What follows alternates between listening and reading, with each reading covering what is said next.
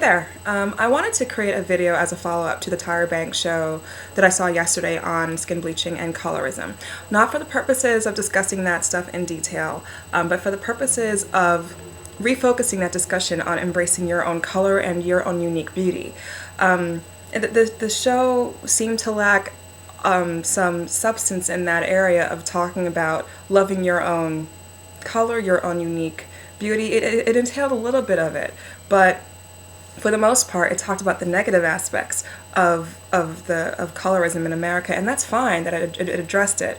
But I felt the need to spend more time really talking about defining beauty for yourself. And I have another video on this topic, so this isn't anything new for people who look at my page, but it's really important to use your own definitions to describe your own color. Like, for example, when I am asked to describe what someone looks like, I will use flavors. I'll use Starbucks coffee terms. I'll say, someone's a vanilla latte, someone's a mocha latte with some chocolate, or a caramel latte, it sounds really silly, and I sound like an after-school special when I use flavors and all that stuff, or coffee terms. But the reason why I do that is because, to be honest, it's way more specific in my opinion than just saying if someone's light or dark, because, to be honest, both of those terms are loaded, and both of those terms have a varying spectrum. Light has a varying spectrum, dark has a varying spectrum. So, to be honest, those terms don't really work in terms of specifically saying what someone looks like.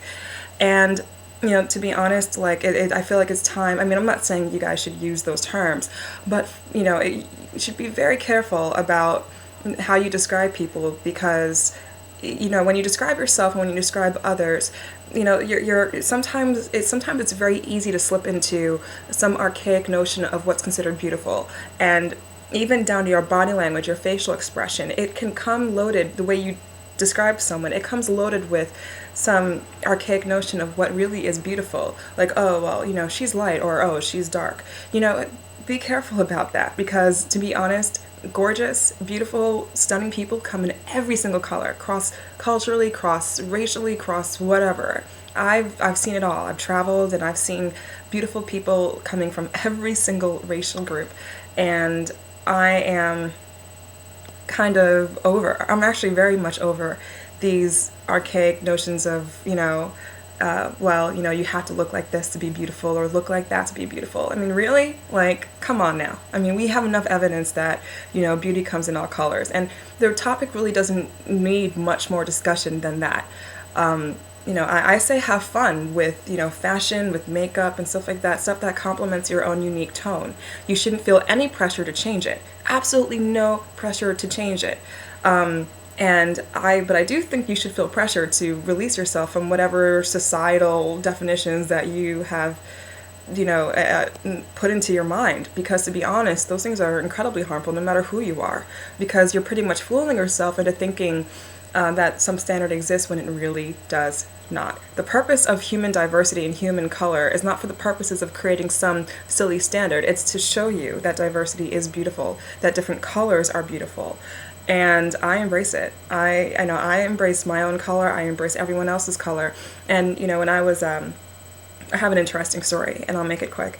When I was in kindergarten or around that age, I had to do a self-portrait in class, and I opened up my Crayola box and I looked for a crayon that matched my own particular skin tone.